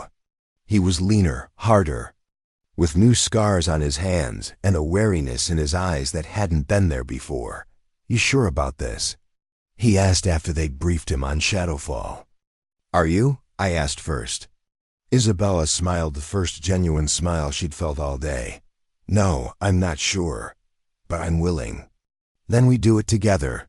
Their training took place at a classified facility in North Carolina, where they learned to think like arms dealers, to speak the language of international weapons trafficking, to navigate the shadows where governments and corporations conducted business they couldn't acknowledge publicly. Isabella found herself becoming fluent in the technical specifications of assault rifles, rocket launchers, and exotic explosives. Joseph mastered the art of smuggling, learning routes through international borders that didn't officially exist. Together, they practiced being a couple whose business was death and whose loyalty was measured in cryptocurrency. The psychological toll was significant.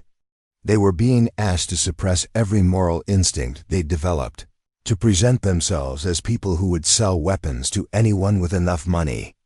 The persona they were building felt like a betrayal of everything they'd become since the blizzard.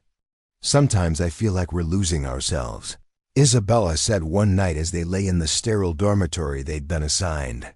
Maybe that's the point, Joseph replied. Maybe we need to lose who we are to become who we need to be. And what if we can't find our way back? Joseph turned to face her in the darkness. Then we make sure the mission succeeds. If we're going to sacrifice ourselves, we make it count. 3 months later, Isabella and James Navarro stepped off a private jet in Prague, Czech Republic. Their cover story was solid.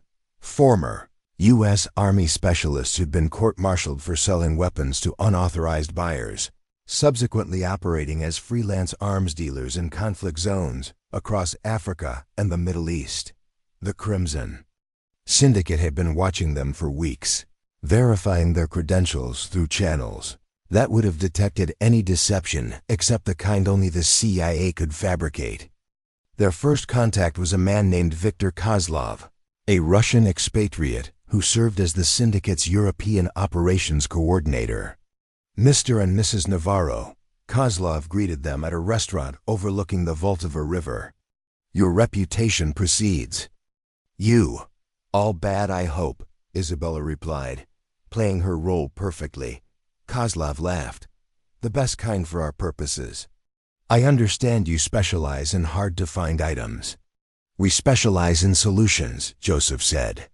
Whatever the problem, we can find the right tool to solve it. Over dinner, Kozlov outlined what he called a trial assignment, smuggling a shipment of modified assault rifles to a private military company operating in Somalia. The weapons were technically legal but would require creative customs arrangements to reach their destination without official oversight. Standard rate is 10%, Kozlov explained.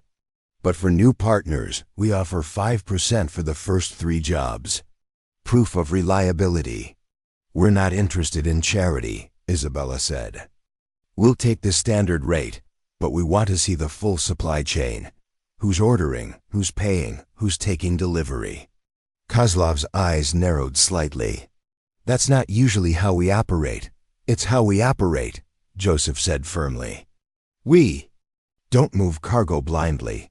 Too many variables, too much risk. After a tense moment, Kozlov nodded. I think we can work with people who take their business seriously.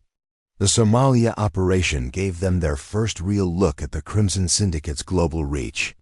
The weapons originated from a factory in Bulgaria, owned by a shell company traced to a defense contractor in Virginia.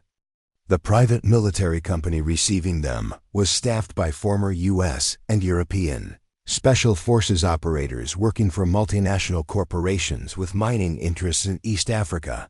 But the most disturbing discovery came when Isabella hacked into the shipping manifests and found that the assault rifles were just part of a larger delivery.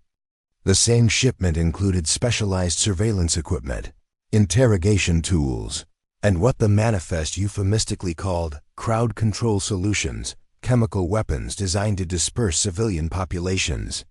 It's not just about weapons, Isabella reported to her CIA handlers through an encrypted satellite phone. They're providing complete packages for corporate-sponsored ethnic cleansing. Document everything, came the reply. We need evidence that will hold up in international court. Over the following months, Isabella and Joseph worked their way deeper into the syndicate's operations. They moved weapons through the Balkans, arranged logistics for assassinations in South America, and facilitated arms deals that fueled conflicts across 3 continents. Each assignment revealed more of the network's scope and sophistication.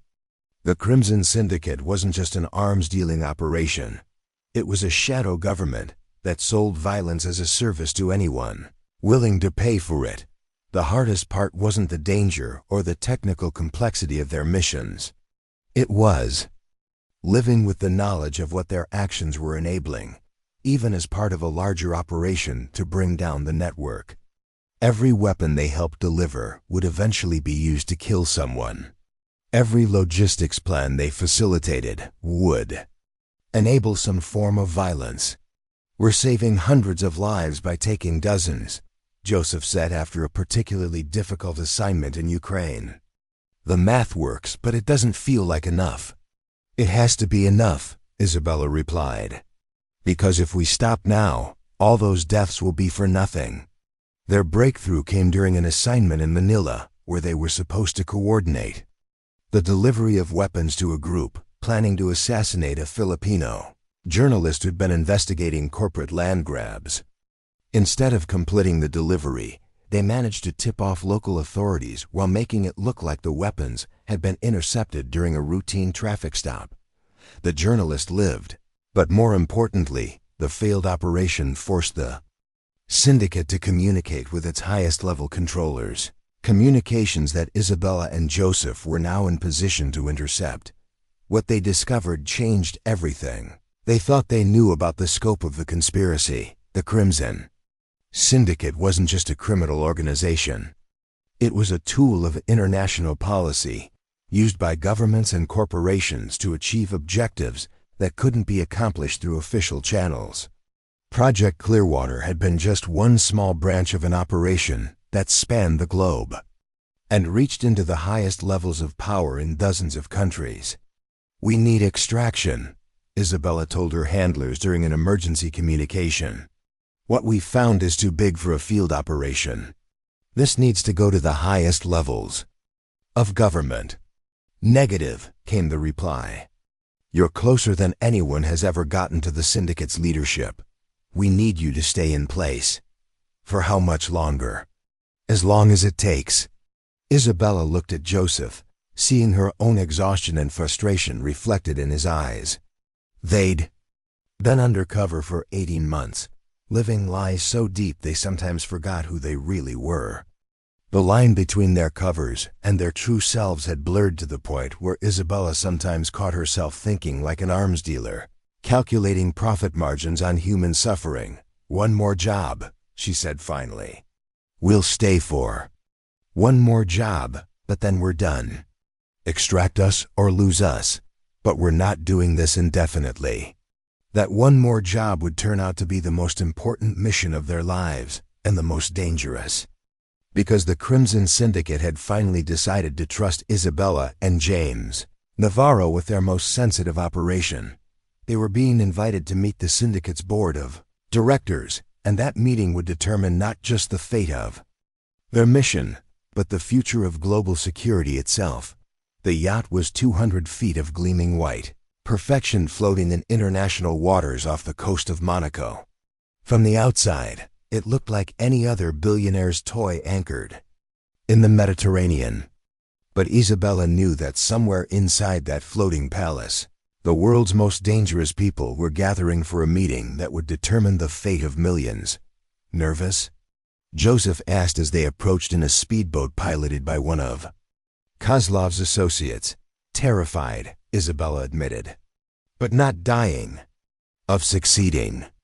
She wore an elegant black dress that cost more than most people made in a month, with jewelry that contained enough surveillance equipment to record every conversation within 50 feet. Joseph looked equally polished in his tailored suit, the perfect image of a successful arms dealer who'd earned his invitation to this exclusive gathering. They'd spent weeks preparing for this moment. The Crimson Syndicate's board met only once every 3 years, and never in the same location twice. This summit would bring together the most powerful shadow brokers in the world, people who sold violence to governments, corporations, and anyone else with sufficient resources. "Remember," Joseph murmured as the yacht grew larger, "we're Isabella and James Navarro. We've been doing this for 15 years. We're here because we've earned our place. And we're recording everything," Isabella added, touching the pendant at her throat that contained a camera smaller than a pencil eraser. The yacht's crew helped them aboard with the practiced efficiency of people accustomed to dangerous guests. Isabella counted at least a dozen security personnel, all carrying weapons that would be illegal in most countries. This wasn't just a business meeting, it was a fortress. Victor Kozlov met them at the gangway, smiling broadly as if welcoming old friends. "James, Isabella. Welcome to the Neptune's crown. Quite impressive, isn't she?" "Impressive enough," Isabella replied, maintaining the slightly bored tone that had become second nature. "Who else is here?" "All the major players. Chun Wei from the Pacific Operations, Amara Hassan from Africa, Miguel Santos from South America. And of course the board members themselves." Isabella felt her pulse quicken. For 2 years they'd been chasing shadows and intermediaries. Tonight, they would finally see the faces of the people who ordered assassinations like other people ordered dinner. The main salon was a study in understated luxury, filled with people who looked like they belonged at a charity gala rather than a gathering of international criminals. Isabella recognized several faces from intelligence briefings, corporate executives, former government officials, military contractors who'd parlayed their connections into private empires. But it was the 3 people at the center of the room who commanded attention. The woman was elegant and silver-haired, probably in her 60s, with the bearing of someone accustomed to absolute authority. The older man beside her wore the sort of expensive suit that whispered rather than shouted wealth. The younger man looked like a tech executive, all clean lines and calculated casualness. "Let me introduce you to our hosts," Kozlov said, leading them across the salon. Margaret Thorne, former Undersecretary of Defense and current CEO of Meridian Strategic Services. General Robert Hayes, yes, relation to the senator, but much more competent. And Dr. Marcus Webb, our Technology and Intelligence Coordinator. Isabella fought to keep her expression neutral as they shook hands with three of the most wanted people on the planet. These were the architects of Project Clearwater, the puppet masters behind dozens of other operations that had claimed hundreds of lives. "Mr. and Mrs. Navarro," Margaret Thorne said, her voice carrying the authority of someone accustomed to being obeyed. "Your work in Somalia was particularly impressive. Clean, efficient, profitable. We aim to please," Joseph replied. "And your discretion has been noted," General Hayes added. "In our business, reliability is everything." Dr. Webb studied them with the analytical gaze of someone who made his living reading people. "I understand you prefer to understand the full scope of your assignments. That's unusual in our industry." "We're careful people," Isabella said. "Careful people live longer." "Indeed." "Well, tonight should satisfy your curiosity about the broader picture." As the evening progressed, Isabella and Joseph mingled with the other guests, gathering intelligence and recording conversations that would provide the CIA with a roadmap to the entire global network. The casual way these people discussed murder, terrorism, and political manipulation was chilling. "The situation in Venezuela is becoming problematic," she overheard Amara Hassan saying to another guest. "The journalist who's been investigating the mining operations needs to be handled permanently. Standard elimination protocol?" The guest asked. "Nothing standard about this one. Make it look like cartel violence. We want the government to blame. Organized crime, not corporate interests." Isabella forced herself to nod along, playing the role of someone who found such conversations perfectly normal. Every fiber of her being wanted to scream, to reveal who she really was and what she was doing here. But the mission was bigger than her revulsion. At 10 o'clock, Margaret Thorne called for attention. "Ladies and gentlemen, if you would gather in the conference room, we have business to discuss." The conference room was dominated by a massive table surrounded by chairs that probably cost more than most people's cars. Digital displays lined the walls, showing maps, financial data, and what Isabella realized were target lists, hundreds of names with photos and detailed profiles. "Welcome to the future," Dr. Webb said as the lights dimmed and the displays came to life. "For too long, we've operated as separate entities, competing for the same contracts, duplicating efforts, leaving opportunities unexploited. What Marcus is proposing," General Hayes continued, "is complete integration. A single global network capable of handling any contract, anywhere in the world, with unprecedented efficiency." Margaret Thorne activated one of the displays, showing a world map, dotted with red markers. Phase 1 involves the elimination of 73 individuals across 6 continents. Journalists, activists, politicians, business leaders, anyone whose continued existence threatens our clients' interests. Isabella felt ice in her veins as she recognized names on the list. Environmental activists she'd read about, investigative journalists whose work she'd followed, politicians who'd been vocal critics of corporate influence. "The beauty of coordinated action," Webb explained, "is that individual eliminations look like random acts of violence. No one sees the pattern until it's too late to stop it." "Timeline?" asked Chun Wei. 6 months for Phase 1, Thorne replied. 18 months for complete global implementation. "And the governments?" Miguel Santos asked. "Some of these targets are under official protection." General Hayes smiled coldly.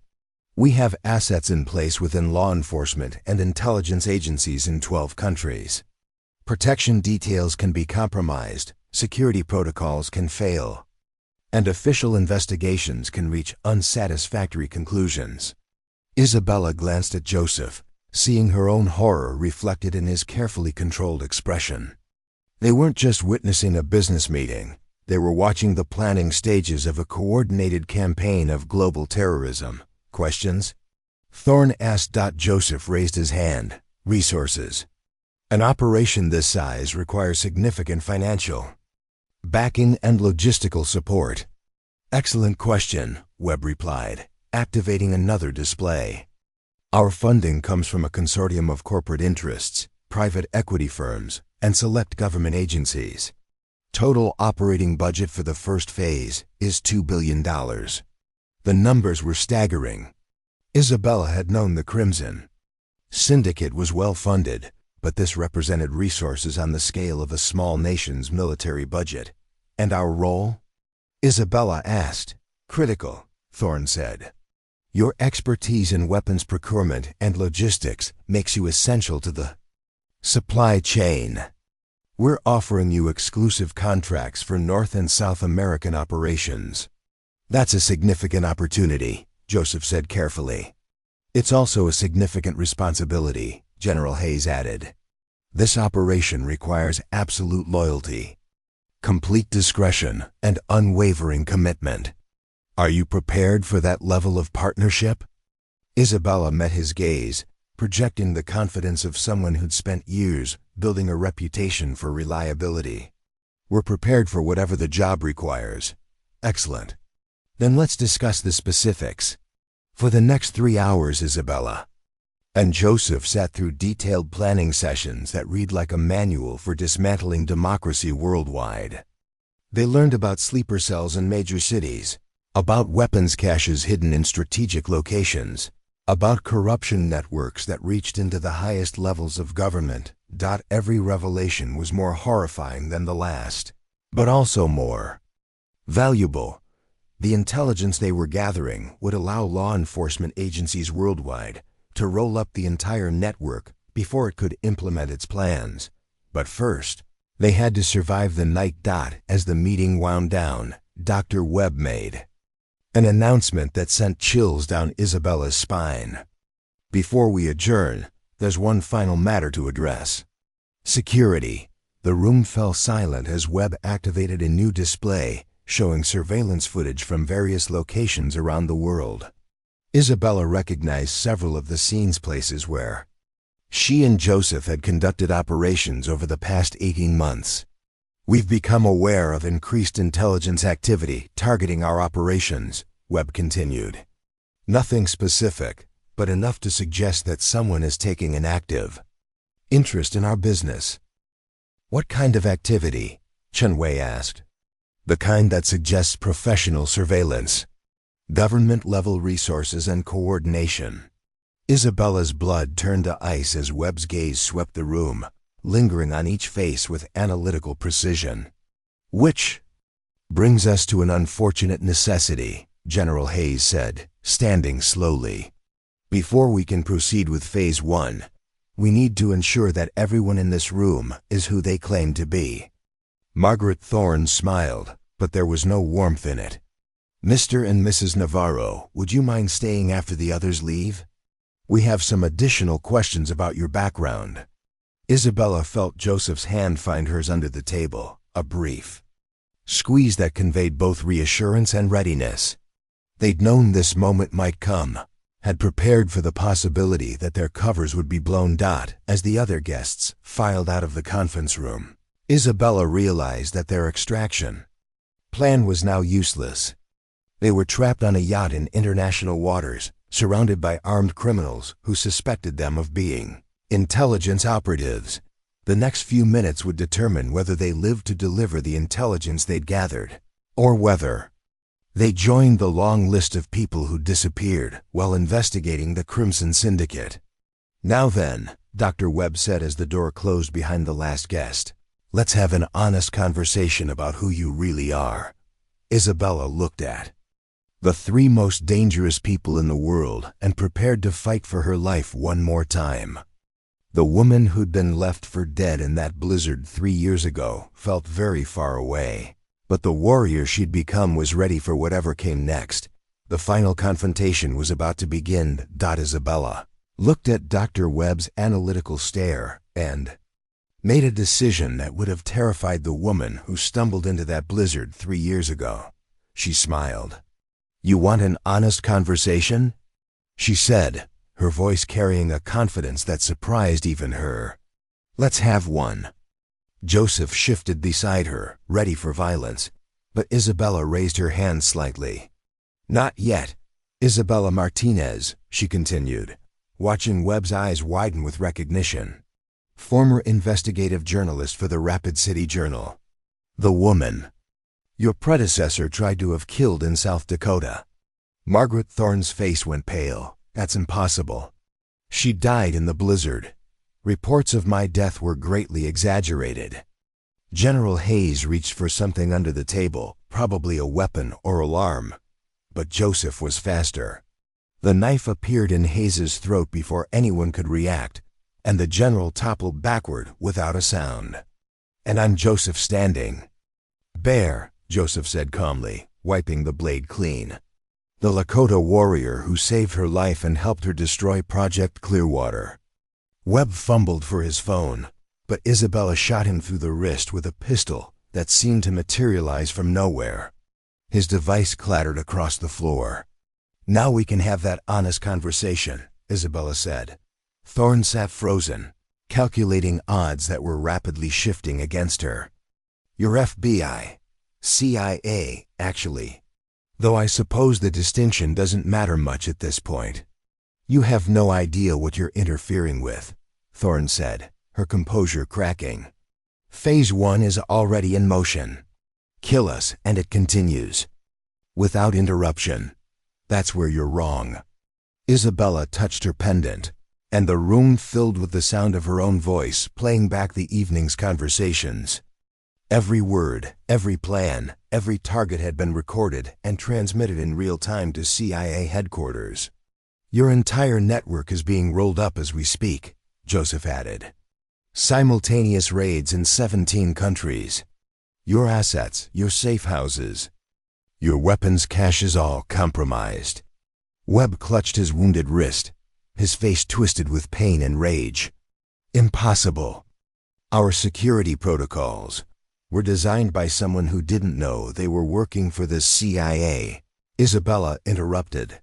"Your encryption specialist, Dr. Sarah Chun? She's been one of ours for 2 years." The revelation hit Thorne like a physical blow. Their entire communications network had been compromised from the inside. Every message intercepted, every plan exposed. "Why?" Thorne asked finally. "Why sacrifice 3 years of your life for this?" Isabella thought about the question, about the journey that had brought her from a failed journalist to this moment. Because some things are worth the price. Like what? Like making sure that the next journalist who asks the wrong questions doesn't end up running for her life through a blizzard. Like ensuring that the next activist who threatens corporate profits doesn't disappear in the night. Explosions echoed across the water as military vessels surrounded the yacht.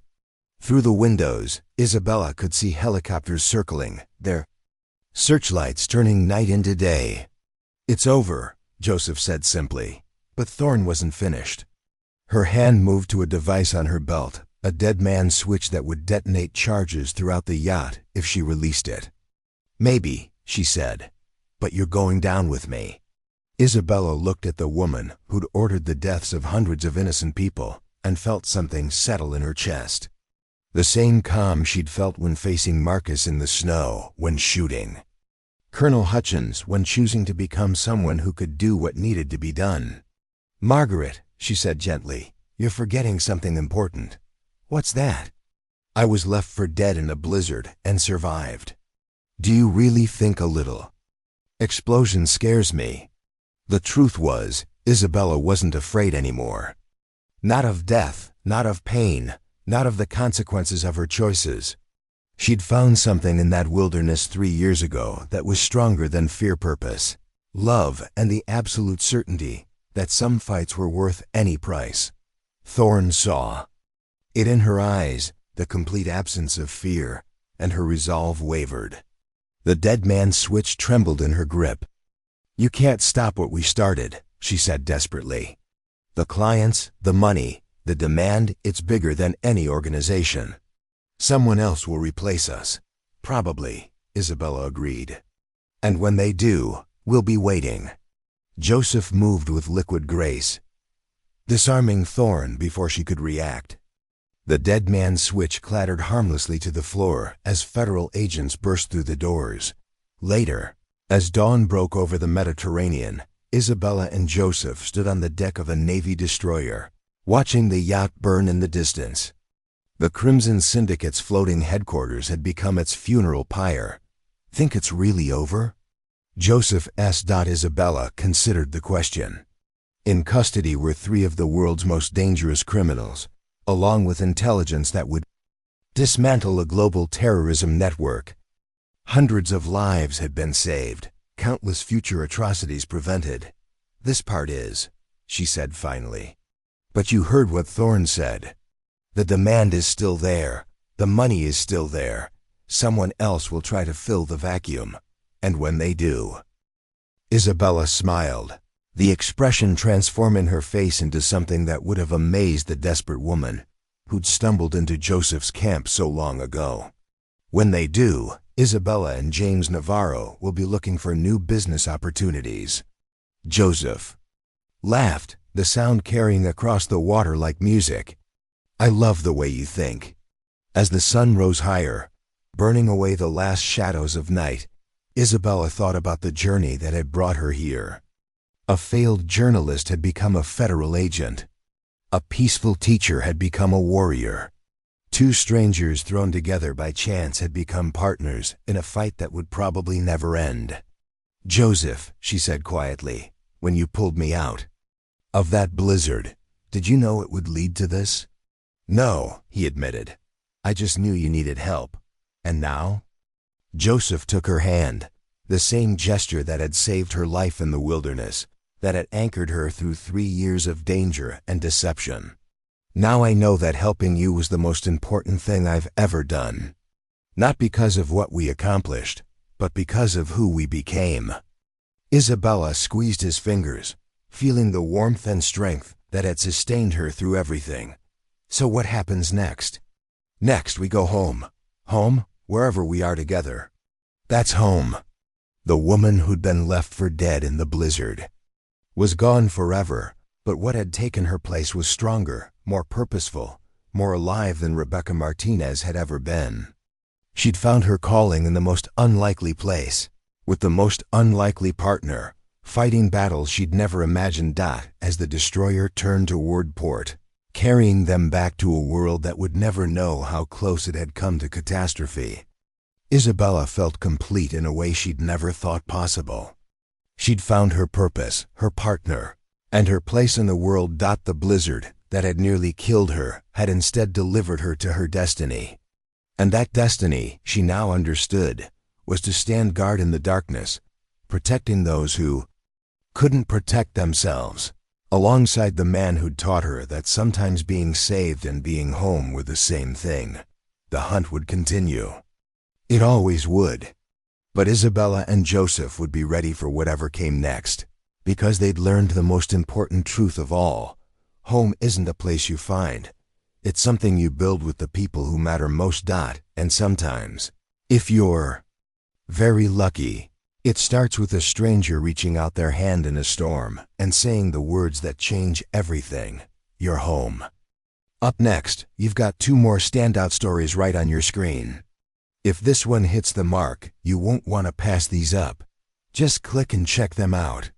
And don't forget to subscribe and turn on the notification bell so you don't miss any upload from us.